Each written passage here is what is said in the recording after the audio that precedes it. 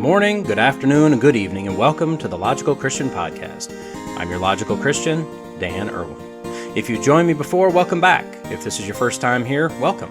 At the Logical Christian Podcast, we look at what's going on in the world of current events, politics, science, and whatever the mainstream media feels is important to tell us, but rather than just accepting their spin and swallowing their narrative, we look at it logically, and we look at it as Christians. Links can be found in the show notes if you want to follow along. So with that, let's go be logical Christians. There comes a point in the lives of most parents where you have to force yourself to step back and let the little urchins try and fail. Unfortunately, failure is, in fact, an option, sometimes the only option. And without failing, we can't learn. We can't try again. We can't better ourselves. Failure is a part of life, and in some cases, a part of success. On today's episode, first we'll get to the root cause of mass extinction, then we'll learn that time is money, a lot of money, and finally we'll have to make amendments for our shortcomings. So, sharpen your axe, practice asking, where do I sign? And grab your stapler, because where we go, here we go. Okay, look, I know I do a fair number of reviews on evolution-based articles. You don't need to tell me, trust me, I know. And I purposefully try to avoid them, but I'm just shocked at how many of these things are out there. You'd think by now we'd have this theory pretty well buttoned up, right? But nay, there are apparently infinity holes, gaps, and theories without backing that need to be cleaned up and filled in and made up, etc. And frankly, the absurdity of these studies, the theories, and alleged findings they're just laughable, and they're getting worse. I mean, at least to me, they seem to be taking on more and more of an air of desperation. And they're so sold out to their theory, they can't even see it for the absolute fairy tale that it is. They subconsciously know it is. We can tell by the language they use. But they don't see it, or they simply refuse to see it. Now, as we all know, there have been 5 mass extinctions over the millions of years of history of this planet. And now, for those not familiar, this is called sarcasm. But this is also what we're told is true by, quote, science. And although for me, and maybe, or hopefully you, this is just ridiculous tripe. For millions of billions of people, though, this is literally taken as scientific fact. So briefly, and remember, this is what science tells us. The first mass extinction was 443 million years ago, called the Ordovician, that's probably wrong, Silurian extinction. It wiped out 85% of all the species on the Earth at that time. Only marine creatures existed at that time. The theory has been that this was caused by a global ice age, followed by rapid global warming. But in 2020, a new study said it was due to volcanism, causing cooling and or warming and low oxygen levels in the water. The second was 374 million years ago, called the Devonian. Keep this one in mind, we're coming back to this one. This one took about 75% of all species, and again, this was just marine creatures. Now, according to Earth.org, quote, though it's difficult even to this day to accurately pinpoint the cause of the Devonian extinction, scientists have linked the event to several stresses, including excessive sedimentation, rapid global warming or cooling, and high variations in sea levels. Plants during this period have also started taking over dry land, resulting in a drop in global carbon dioxide levels. The third was the big one, apparently. It was called the Great Dying. It happened 250 million years ago and took out 95% of all species at that time. This included marine animals and now plants, insects, and land animals. The consensus is that this was due to volcanic activity, a lot of greenhouse gas expulsion, rapid global warming, and ocean acidification. But maybe it was an asteroid that broke up and blocked the sun. Maybe that instead. We don't know. The fourth, called the Triassic-Jurassic extinction, happened between 252 and 201 million years ago, and considering the third happened 250 million years ago, I mean, double whammy, right? This one took out about 76% of all marine and land animals. This was caused by, yet again, rising sea levels, volcanoes releasing greenhouse gases, rapid warming, permafrost melting, releasing methane, more warming, acidification of the oceans. I mean, it sounds worse than the third one to me. And then the fifth, the end Cretaceous extinction, happened about 65.5 million years ago and wiped out not only the dinosaurs, except for birds, and 76% of all species. This was a win for mammals, however, so good for them. This happened because of a huge asteroid impacting the Earth, creating a huge dust cloud blocking out the sun, affecting the entire food chain. So now you know. Now you'll never be at a party or in the middle of Sunday school class and just have nothing to talk about. Just bring this up, this newfound knowledge. Just let everybody know. And trust me, people will talk. Now, did you keep in mind the one I insisted upon? Yeah, I didn't think so. Let's go back in time about 374 million years ago to the second great extinction event, the Devonian. Remember, Earth.org, clearly behind the times, said it was difficult to determine the cause. Well, no longer. Found on SciTechDaily.com, headline, Mass extinctions may have been driven by the evolution of tree roots. There you have it. And you probably never even thought about the evolution of tree roots, did you? No, you only think about yourself. Now, what I know for sure is that these trees weren't West Virginia pine trees, like what I have in my yard, because those suckers have no roots whatsoever. I mean, someone in the next county sneezes, and I get a tree on the roof. Stupid trees. Anyway, stop me if you've already read this in your copy of the scientific journal, Geological Society of American Bulletin. No? Oh. Okay, well, I'll continue then. This study was conducted by scientists at Indiana University - Purdue University, Indianapolis, or IUPUI for short, and colleagues also in the United Kingdom joined in on the study. So Gabriel Filippelli, the Chancellor's Professor of Earth Sciences in the School of Science at IUPUI, and a PhD student in his lab, stated, quote, "Our analysis shows that the evolution of tree roots likely flooded past oceans with excess nutrients, causing massive algae growth. These rapid and destructive algae blooms would have depleted most of the ocean's oxygen, triggering catastrophic mass extinction events." Well, this process is called eutrophication, and it is seen today in dead zones in the Great Lakes and in the Gulf of Mexico. Today, this is caused by excess nutrients from fertilizers and agricultural runoff causing algae blooms, and those deplete the oxygen in the local areas of the water. But that's not how it happened during the Great Extinction event in question. No, sir. The new theory says that as roots evolved, the trees pulled nutrients from the soil, although it's later stated that the layer of soil was very shallow.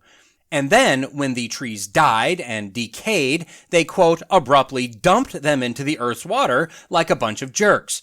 Okay, well, Mr. Filippelli didn't say that last bit, but he was thinking it. So how, you may ask, did they arrive at this conclusion? Well, I'm glad you asked, because otherwise this would end right here, and that would be unsatisfying and awkward for both of us. Well, they analyzed rocks from ancient lake beds. Specifically, they analyzed the layers of rocks for phosphorus content, which is present in all living things. They also looked at signs of weathering of layers of rocks, and from these two pieces of data, they surmised that greater signs of weathering must have meant more water, whereas lesser signs of weathering probably means less water or dry periods. They then made the assumption that wetter periods would mean more roots, drier periods would mean less roots, and then they found that the apparent dry cycles had higher levels of phosphorus. The alleged wet cycles had less phosphorus. Now, based on all of these assumptions, they further assumed that this, quote, suggested dying roots release their nutrients into the planet's water during these times. Remember, this suggested that during the dry times, the roots release their nutrients into the water during the dry times, into the water during the dry water times. And lest you go away wondering, well, who done it? Well, they know that too. The prime suspect was Archaeopteryx. No, not a dinosaur. They weren't around yet, you silly bean. This was the first plant to grow leaves and grow to 30 feet high. So it was the evolution of this tree's roots. That's the culprit. I say we march into the forest and burn every Archaeopteryx to the ground. Sounds like they need to be taught a lesson. Now today, we clearly have many more trees than we did when trees and roots were just evolving, and contrary to popular belief, trees still die. Now I see the concern in your eyes. Why isn't this happening today? Why are we not all extincting massively right now? Or maybe we are. But no, we're not. Don't worry. Dr. Professor Filippelli said, quote, Nature has since evolved systems to balance out the impact of rotting wood. The depth of modern soil also retains more nutrients compared to the thin layer of dirt that covered the ancient earth. So don't you fret for one more minute. Or wait, start fretting again. Turns out, quote, the study's authors note that others have made the argument that pollution from fertilizers, manure, and other organic wastes, such as sewage, have placed the Earth's oceans on the edge of anoxia, or a complete lack of oxygen. We're on the edge, people. I gotta ask, what does that mean? Because it seems, and I don't know, call me crazy, it seems like that's not the case at all. Like almost it's like we're on a theoretical edge of a theoretical anoxia based on a theoretical science. Now, you do know what could solve this theoretical problem, though, right?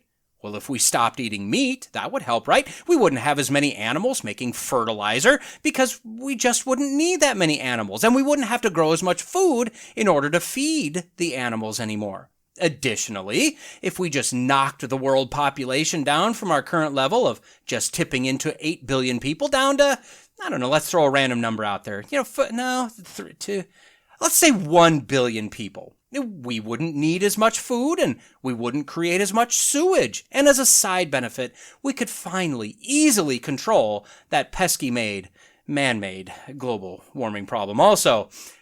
Okay. Let's turn this serious for a few minutes, shall we? This is a fantasy.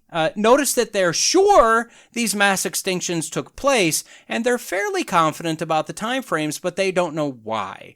But as luck would have it, they are pretty sure that it was warming or cooling.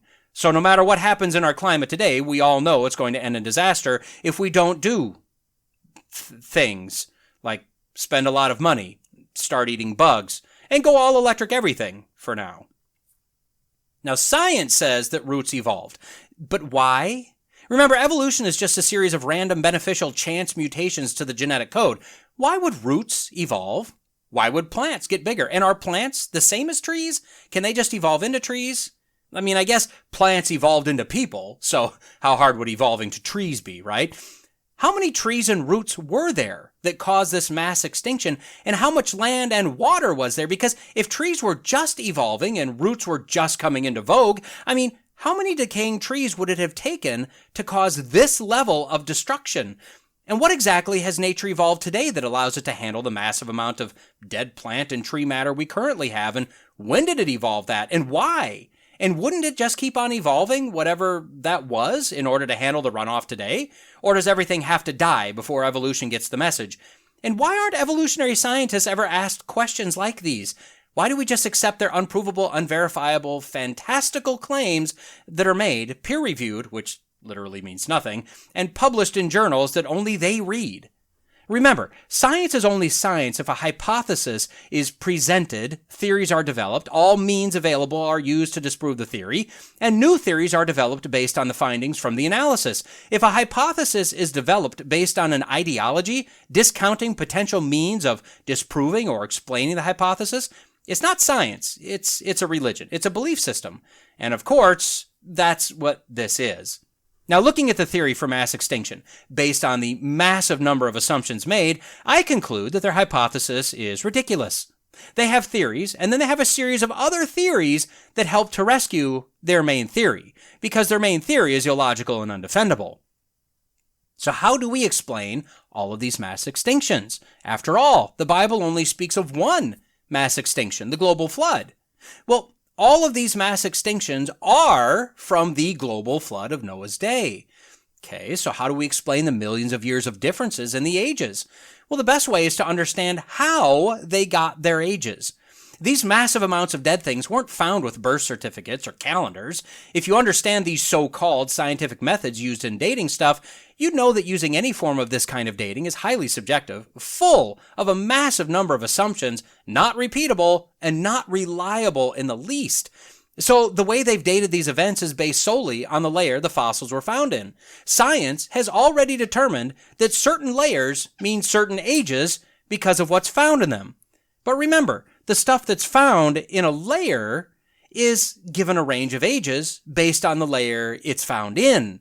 So as I pointed out before, the layers date the fossils, and the fossils date the layers. this is a big nothing. It's a fairy tale. It's a religion. Let's use some actual science and documentation just for fun and see if we can present a better, more plausible hypothesis, shall we? The global flood, as described in the Bible, was a mass extinction event. Since everything was initially created in the first 6 days of this planet, and there were about 1,500 years for people and animals to be fruitful and multiply, there would have been a solid amount of creatures by the time of the flood.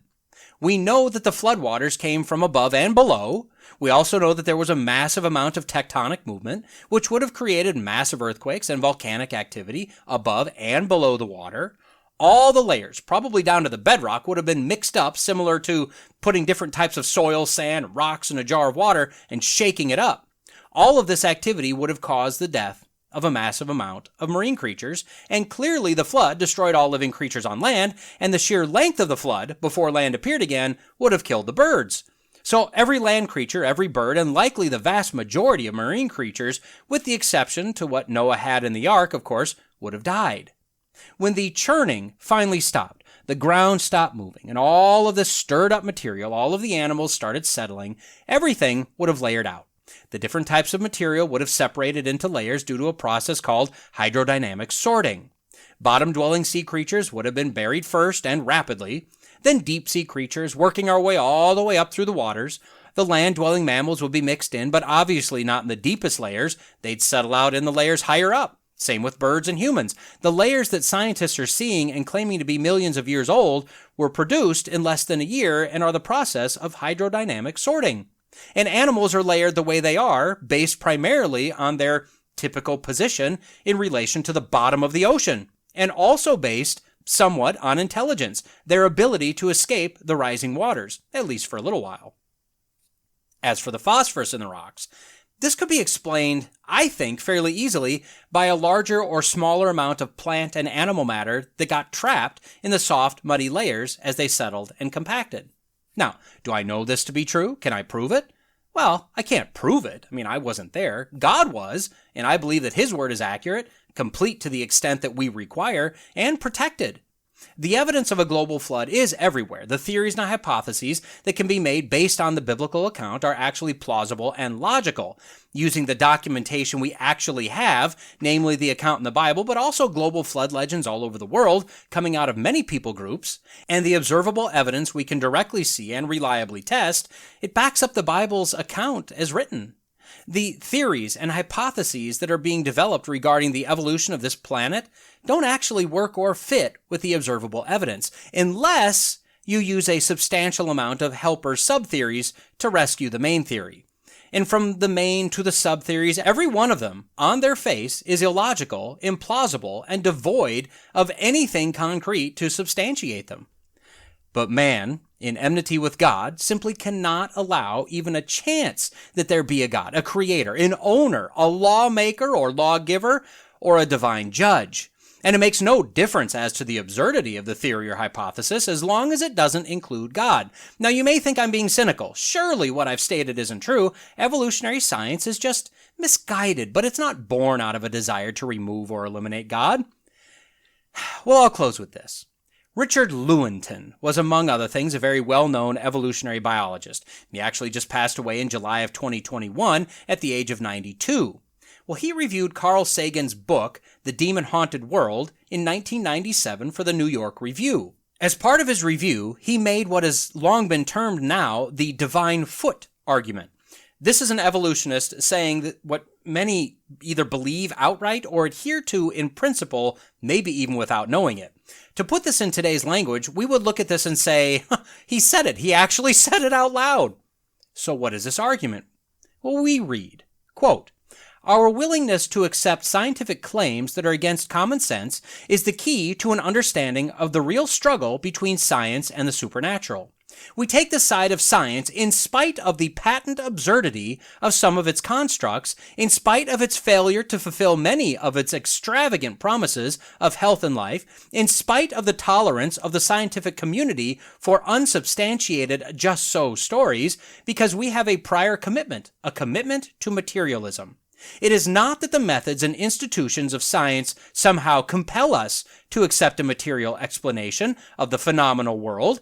but, on the contrary, that we are forced by our a priori adherence to material causes to create an apparatus of investigation and a set of concepts that produce material explanations, no matter how counterintuitive, no matter how mystifying to the uninitiated. Moreover, that materialism is absolute, for we cannot allow a divine foot in the door. The eminent Kant scholar Louis Beck used to say that anyone who could believe in God could believe in anything. To appeal to an omnipotent deity is to allow that at any moment the regularities of nature may be ruptured, that miracles may happen.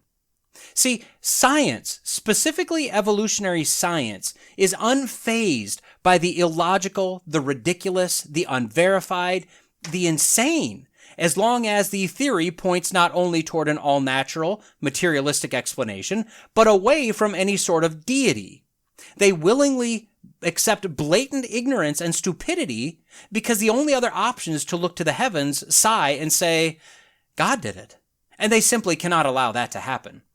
Tree roots didn't evolve. Dead trees did not cause anoxia to the oceans. Marine life didn't nearly all die out 374 million years ago. There's no such thing as millions of years ago. God didn't even exist millions of years ago because the clock didn't start until he created everything. Time, space, and matter. He wound the hands of time one time about 6,000 years ago when he pronounced, "Let there be." Science is a wonderful thing. We should strive to understand everything we can about everything out there, and natural processes are a real thing, but so is God. If we really want to practice science rather than scientism, we need to remove this religion of God-denying materialism and investigate using all means, methods, and information available. Then we'll actually do true science.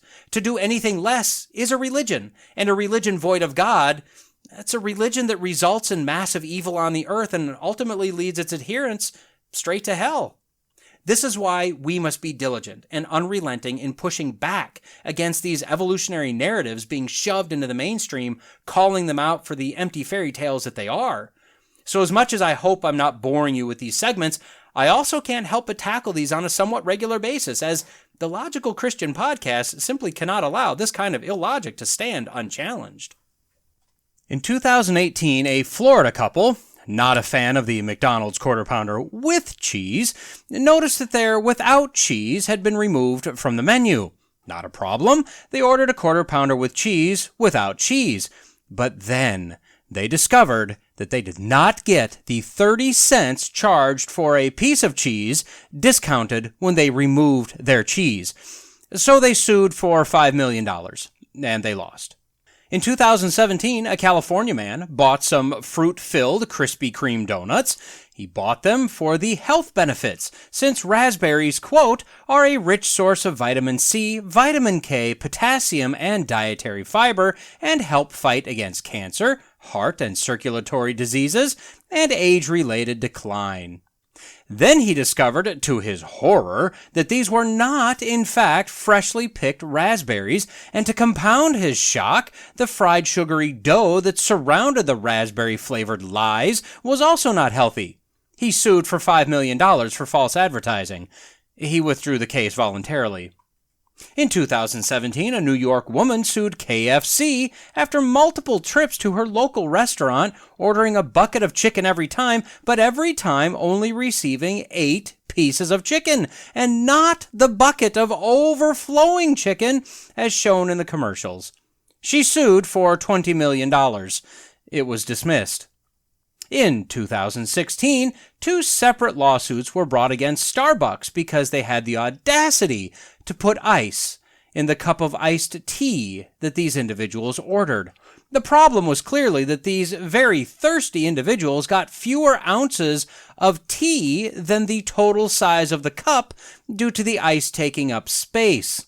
Starbucks was sued for $5 million. Both cases were dismissed, with one judge offering this piece of advice, quote, "As young children learn, they can increase the amount of beverage they receive if they order no ice.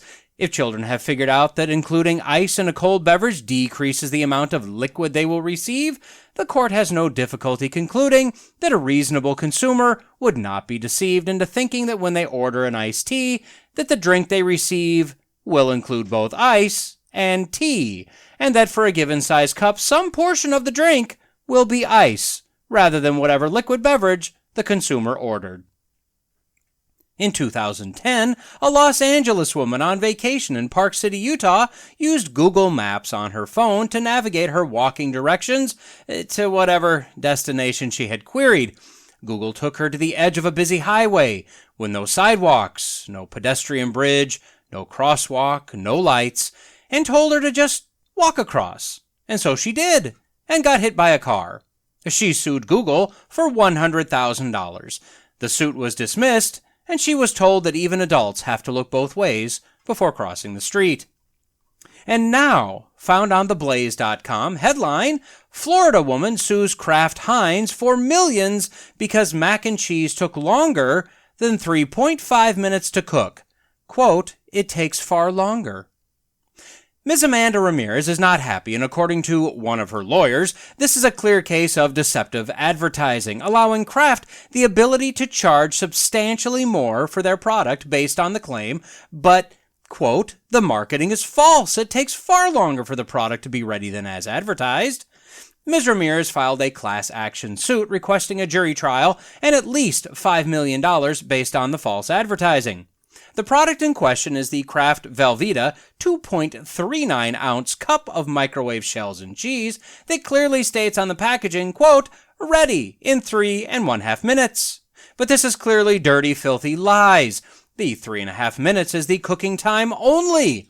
To the hangry dismay of Ms. Ramirez, this already excessive amount of time did not include the required preparation time, including, quote, removing the lid, adding water, and stirring in the cheese pouch. The complaint states, quote, consumers seeing ready in 3.5 minutes will believe it represents the total amount of time it takes to prepare the product, meaning from the moment it is unopened to the moment it is ready for consumption. And because of this deception from the pits of, well, based on the severity of this, from the pits of heck, Kraft, or as we should probably call them, Satan's Food Company Corporation Incorporated, could charge a premium price, which it would never command were it to be honest about the total prep time of who knows how long. Based on this clear deception by the greedy capitalists, the lawsuit claims they violated federal and Florida statutes. The class action suit is looking for consumers in Florida, Alabama, Georgia, North Carolina, South Carolina, Utah, New Mexico, Alabama, Iowa, Tennessee, and Virginia to join in.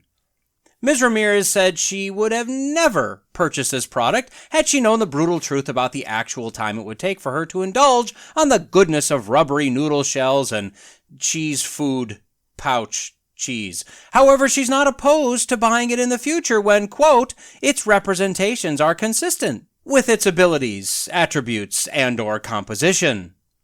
Now, as a parent of a child that happens to like Kraft macaroni and cheese, the original, Elbows with the cheese powder, like a good American, not your fancy Velveeta or some sort of cheese sauce, but at times finding myself without the requisite amount of time to prepare the box, I have purchased the mac and cheese microwavable bowls, which also claim 3.5 minutes to prepare. Correction, falsely claim 3.5 minutes. And thinking back, how much time have I wasted pulling off the lid and adding water and then dumping in the powder? Oh, and then the stirring. Don't even get me talking about the stirring. I mean, we're talking what? 30 seconds? Maybe a minute on the outside? Each and every time. And what's my time worth? Let's say I put my time at $15 an hour. That seems to be popular these days. That's 25 cents every single minute. 25 cents for every single bowl. Now, how do I get in this lawsuit? So, I mean, what do you do with this? Where is the Logical Christian Podcast and I, your Logical Christian host, going to go with this? Well, as I sit and ponder or marvel at these absolutely frivolous lawsuits, I wonder, what makes people sue over just ridiculous or silly or stupid things? There are three possibilities that come to mind, and none of these are good, really. First, these people could literally be this stupid. I know it's not nice to say that, but how else do you say it? If a person is legitimately this mentally challenged, they may sincerely but incorrectly believe they've been taken for a ride because they just don't understand and they want justice to be done. Honestly, this may be the best of the three options. The second option is that they're flat out lying. They're looking for a way to make a quick buck, knowing that if they can bring a lawsuit against a large enough company, there's a decent chance that the company will just settle outside of court because it's quicker and it's typically cheaper to do so than to pay the lawyers.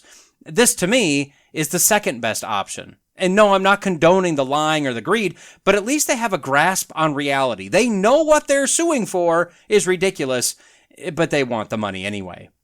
Now, the third possibility is that they're not stupid. They're legitimately smart. They just truly believe they're doing the right thing, that they're ridding the world of some sort of injustice. This is the most frightening case to me because they've lost touch with reality. Now, truth be told, most of these people are not going to try to take on a corporation on their own, so there's a lawyer or a team of lawyers involved. The same three possibilities I just mentioned apply to the lawyers as well. And then there are a large number of possible combinations and possibly permutations of client and lawyer, none of them good. So regarding this mac and cheese suit, what's going on here? Well, I can't pretend to know for sure, and I definitely don't know what category the lawyer falls into, but it appears to me that this woman is sincere about her perceived injustice. And the reason I think this is simply because she's filed a class action suit. Now, we know that in any lawsuit, especially in something silly like this, the lawyer is going to get a decent cut if they win. Ms. Ramirez, being the plaintiff that brought the suit, will likely get an incentive bonus of some sort, but in the grand scheme of things, it won't really be that much. So the reality of a class action suit is that if won, those that are signed on to it get essentially nothing, and she would get something more than that. Putting it in perspective, it appears to me that in her mind, she is righting the wrongs, fighting the good fight, protecting the people from the evil corporations and their blatant lies. And in theory, that's fine. I don't care how trivial a lawsuit appears if a company lies. If it lies, it should be held accountable. If they say there are 500 sheets of toilet paper on the roll and there are only 499 for every single roll, well, that's a lie. They need to be held accountable and penalized for lying to the consumer. A lawsuit is generally a solid way and really the only way these days to enforce that. But a case like this is indicative of a problem that's getting larger in our country and our world. This isn't an injustice. I have a hard time believing that Kraft Heinz set out to deceive anyone, knowing that the time to remove the cup from the container, remove the lid, remove the cheese packet, stir in the cheese food sauce stuff is purely reliant on the individual preparing the product, saying that it's, quote, ready in 3.5 minutes rather than, quote, it's ready in 3.5 minutes plus however slow and inept you are preparing it was kind of an obvious choice. Nobody, save for one lone person, in all of the United States set the timer on their phone and was shocked when their timer went off and the microwave hadn't even finished nuking the rubbery noodles yet. The problem in this case wasn't false advertising by an evil corporation. It's an obvious disconnection from reality. And that's the real problem I think we've got here, isn't it? And this attitude is pervasive in our world. Like I said, it at least gives the appearance of getting worse. There's article after article of actual scientific papers that are being published about how we're not living in reality, or how to tell that we're not living in a simulation, or how reality is simply perception, and so on and so on. We have very highly educated people pushing the theory of evolution, regardless of the fact that it logically makes no sense. We have people that are still clinging to a face mask for dear life, regardless of the fact that it literally can't stop a virus, which has been proven in at least 14 studies over the last 40 years by the CDC, as well as stacks of other scientific and anecdotal evidence. We have highly educated doctors, counselors, and psychiatrists that are promoting the hormonal and physical mutilation of children because it's the right thing to do. We have blacks that are voting for the very people that are telling them that they're too stupid and too animalistic to make it in society on their own. We're told to cough and sneeze into our elbow so as to not spread disease. Then we're told to not shake hands so as to not spread disease. Then we're told to bump elbows with others to greet them, so as to not spread disease. The very things we just coughed and sneezed into that we will again put directly on our faces to stop coughs and sneezes, so as to not spread disease. We're told by the school board that we can't read sexually charged books at the school board meetings, regardless of the fact that the book came from the school library with the approval of the school board. We're told that religion is just a myth, that only the weak follow religion, but then those denigrating religion follow the science blindly, not only not asking for data and proof, but discounting, discrediting, and ignoring data or facts that goes against their fundamentalistic religious belief in the science.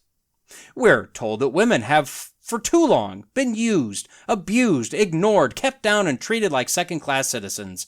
Then we ignore women when men pretending to be women can't hang with the guys in men's sports and want to try to dominate in women's sports and use women's bathrooms and locker rooms and showers with real girls and real women. We're told that global warming will kill us all, despite no global warming for the last decade plus. The carbon dioxide will kill us all, despite the fact that plants love it, making this planet greener than it's been in centuries or possibly millennia. That hotter temperatures means global warming. That cooler temperatures means global warming. That increased storms means global warming. That decreased storms means global warming. So we terrorize the kids with fear that the planet is dying, and we spend massive amounts of money and do some of the most planet-unfriendly things to save the planet from dying. We're told that gender is just a made-up thing and accept any combination of letters, numbers, and symbols, as well as sounds and grunts as pronouns, yet when medical attention is needed, it comes down to male or female in order to receive the proper care. We charge a person with double murder if he kills a woman and her unborn child. But if the mother kills her unborn child, that's called a choice, and it's perfectly fine. We erect a statue to a criminal who died while on a lethal dose of drugs because he was black and the cop was white, decrying, rioting, murdering, raping, burning, and destroying everything in sight in the name of blacks being murdered on the street. But we turn a blind eye to cities like Chicago, where blacks are killing blacks at a record pace on the street. We're told by the rich elected elites, as they're surrounded by men utilizing guns to protect them, that we don't need guns to protect us. We're told by the rich elected elites that we need to just let the poor immigrants into our country. We should love them, as they refuse to allow them anywhere near their city or their home. Need I go on? I mean, I could. I know you could too. So I sort of feel sorry for people like Ms. Ramirez. She's living in a world where nothing makes sense, and she has no idea. It's like she's looking into a broken mirror, all the while nodding and thinking that, what she's seeing makes perfect sense. We're living in a world that, as it's disconnecting and distancing itself from the true truth of the whole of God's Word, not just parts, is becoming more and more disconnected from any semblance of reality. We are not a creation that was created to go it alone. Without a connection to true truth, without a connection to our Creator, we're destined to go mad. That doesn't always mean ranting, raving, straitjacket, rubber room mad. It's more often seen today as the absolute, illogical, irrational thought processes I just mentioned. And sadly, this is not only a problem of those that are unchurched, the rank pagans among us. This is found both inside and outside the church, in the laymen as well as the leadership, the elders, and the pastors. We've got a number of pastors that they seem like they've got the answers. They have the education. They have the upbringing. They say a lot of the right-sounding words, but they've decided to disconnect from the truth and strike out on their own, using the Bible as more of a prop than the actual infallible, inerrant word of the living God.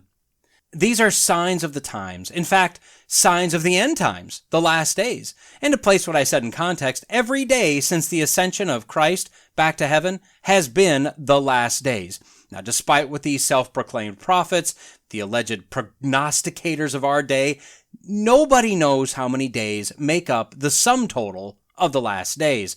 What we do know is that Paul told us that the coming of the lawless one is by the activity of Satan with all power and false signs and wonders, and with all wicked deception for those who are perishing, because they refused to love the truth and so be saved. Therefore, God sends them a strong delusion, so that they may believe what is false, in order that all may be condemned who did not believe the truth, but had pleasure in unrighteousness. And what we're seeing today, from lawsuits over microwave mac and cheese to the mutilation and murder of our children inside and outside the womb, is absolute complete delusion, taking pleasure in their unrighteousness. Paul told us that men, through their unrighteousness, suppress the truth, which incurs the wrath of God. We're told that the hearts of those that choose to ignore God are darkened, that they make their choice, and by doing so, God gives them up to freely pursue their perverse desires, their dishonorable passions, which they do, generally with full knowledge as to the potential physical or mental damage that could result from their choices. We see in Isaiah 66, the Lord, Yahweh, says that for those that choose their own ways, that choose their own path to their perceived righteousness, to those that delight in their abominations, so will I choose their delusions and bring their fears on them. Because when I called, no one answered. When I spoke, they did not hear, but they did evil before my eyes and chose that in which I do not delight.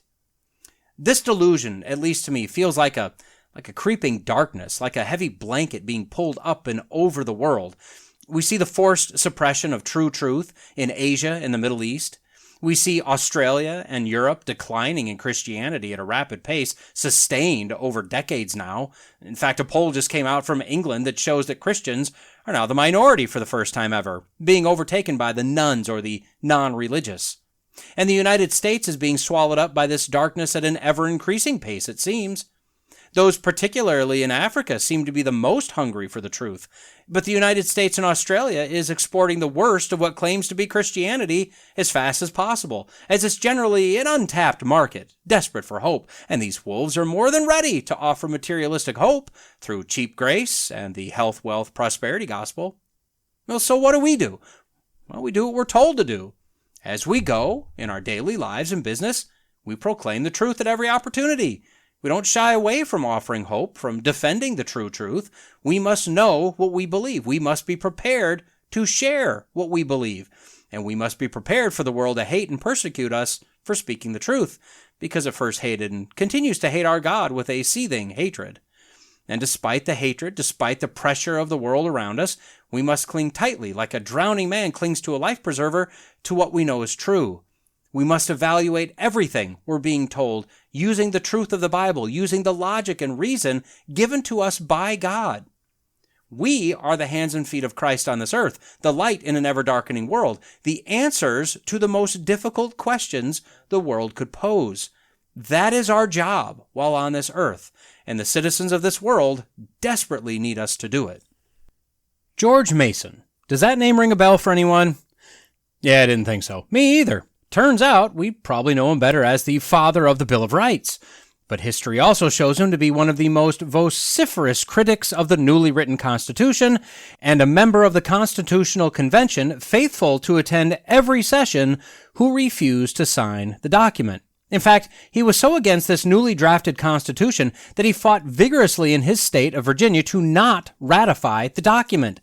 In the end, he lost the fight, but what was his deal? Why did he dislike the Constitution to this degree?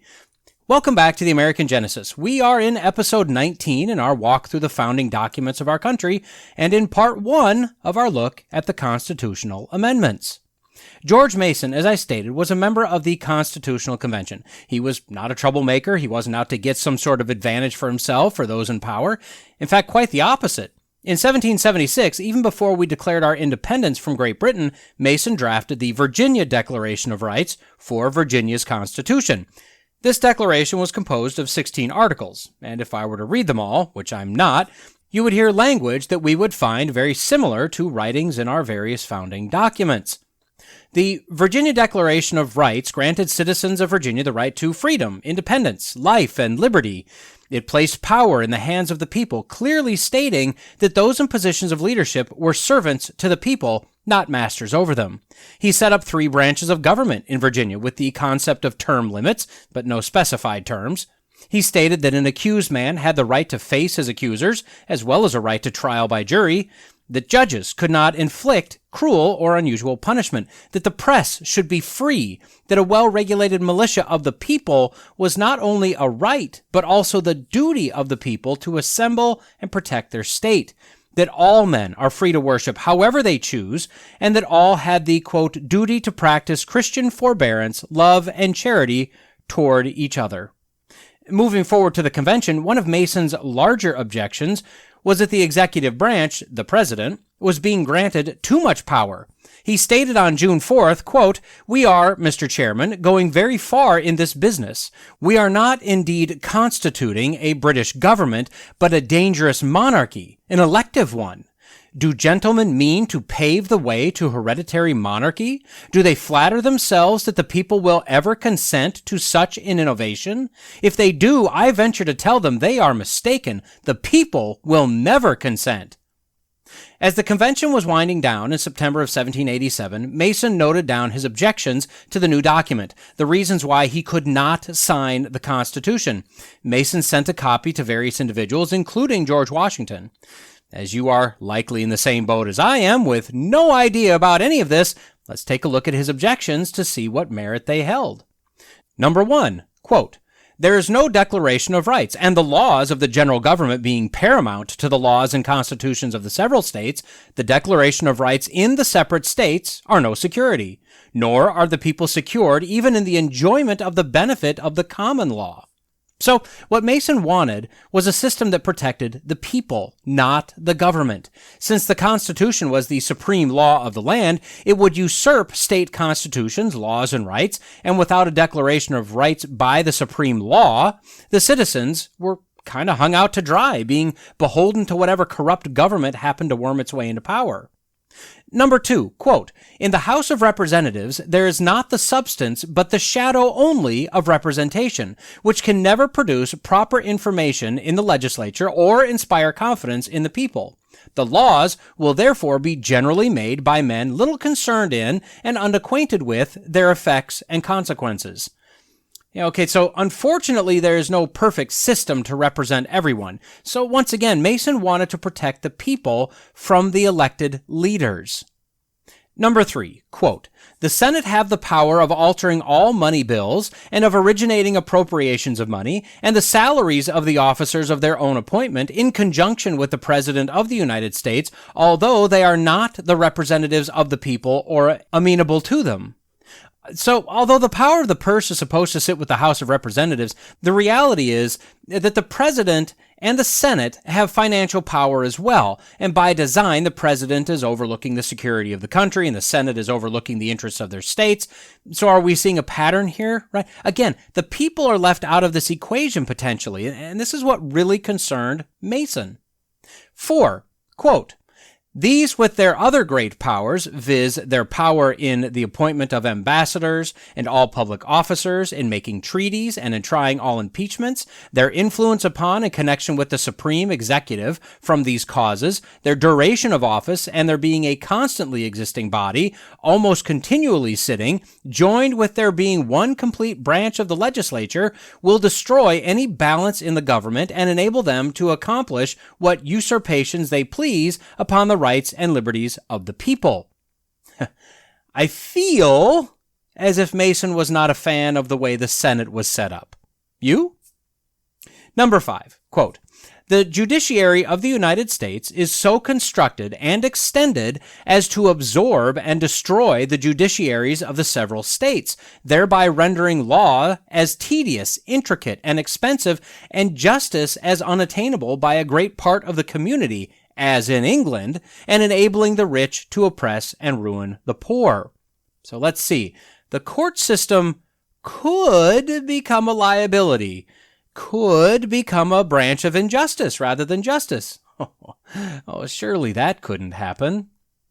Number 6, quote, "The President of the United States has no constitutional counsel, a thing unknown in any safe and regular government. He will therefore be unsupported by proper information and advice, and will generally be directed by minions and favorites. Or he will become a tool to the Senate, or a council of state will grow out of the principal officers of the great departments, the worst and most dangerous of all ingredients for such a council in a free country. From this fatal defect has arisen the improper power of the Senate in the appointment of public officers, and the alarming dependence and connection between the branch of the legislature and the supreme executive." hence also spurring that unnecessary officer, the Vice President, who, for want of other employment, is made President of the Senate, thereby dangerously blending the executive and legislative powers, besides always giving to some one of the states an unnecessary and unjust preeminence over the others. So, a few weeks ago, we discussed the debate that went on about the President's Council. Who would advise the President? Should they be in the succession hierarchy? Who can the President appoint? Who has to be confirmed by the Senate, etc.? Mason did not like that there wasn't a constitutional council that was appointed to him to keep him honest. And maybe my favorite statement so far, the office of the Vice President is an unnecessary waste of space.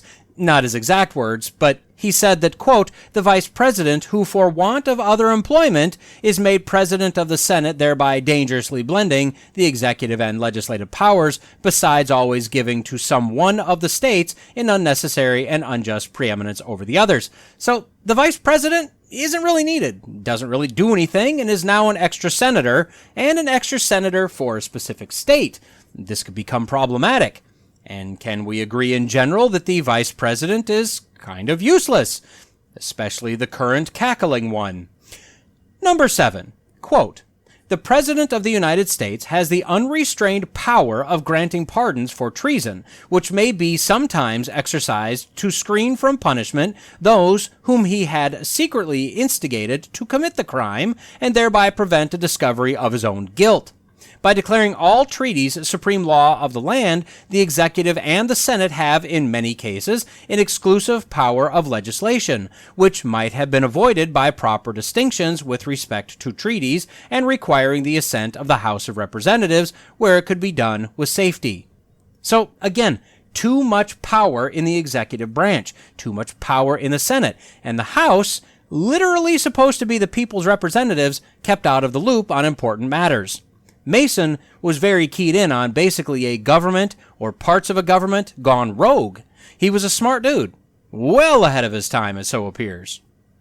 Number 8, quote, by requiring only a majority to make all commercial and navigation laws, the 5 southern states, whose produce and circumstance are totally different from that of the 8 northern and eastern states, may be ruined, for such rigid and premature regulations may be made as will enable the merchants of the northern and eastern states not only to demand an exorbitant freight, but to monopolize the purchase of the commodities at their own price for many years, to the great injury of the landed interest and impoverishment of the people.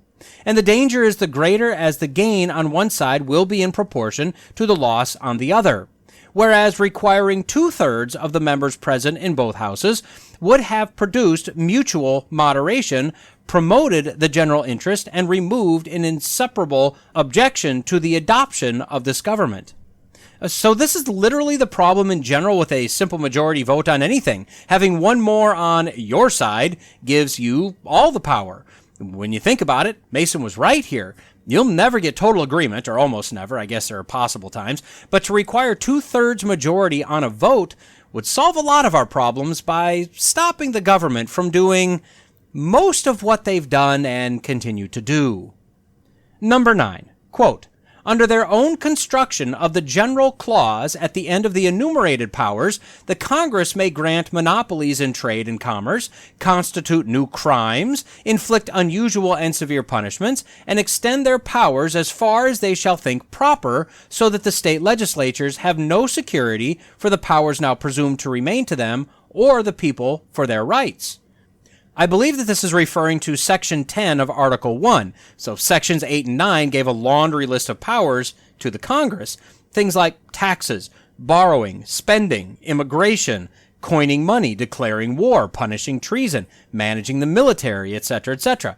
Then Section 10 prohibited the states from entering into treaties on their own, or coining their own money, charging duties, maintaining their own military, engaging in war. But what Mason saw was that the Congress had a number of powers, and it was implied that the states had whatever powers weren't specified in the Constitution, but nowhere did it grant them that right. So at any point, the Congress could change the game and do what they wanted. Number 10, quote, there is no declaration of any kind for preserving the liberty of the press, or the trial by jury in civil causes, nor against the danger of standing armies in time of peace. The state legislatures are restrained from laying export duties on their own produce. Both the general legislature and the state legislature are expressly prohibited making ex post facto laws, though there never was nor can be a legislature but must and will make such laws when necessity and the public safety require them, which will hereafter be a breach of all the constitutions in the Union and afford precedents for other innovations. Okay, so no freedom of the press, no jury trial for civil cases, no law about the United States not having a federal occupying force in a state during peacetime. Are these sounding familiar at all? They should, and if not, they will in the next few weeks. He didn't like the fact that a state couldn't charge and profit off of the export of goods that they produced. And as to his last point, neither the state nor the Fed can make any ex post facto laws, which is generally defined as a retroactive law or laws after the fact. But they must make these laws when needed and will make these laws when needed, which will then violate various constitutions of the various states and cause all sorts of problems. Basically, he saw a glitch, a conflict in the Constitution at this point. And number 11, quote, "This government will set out a moderate aristocracy. It is at present impossible to foresee whether it will, in its operation, produce a monarchy or a corrupt, tyrannical aristocracy. It will most probably vibrate some years between the two and then terminate in the one or the other. The general legislature is restrained from prohibiting the further importation of slaves for 20-odd years, though such importations render the United States weaker, more vulnerable, and less capable of defense." So, Mason was pretty wise. Working backwards, he saw slavery as a blight, as a problem, as something that makes us weaker, not stronger, and didn't like the fact that 20 more years of importing slaves was allowed. Mason, rightly, was a staunch opponent of slavery.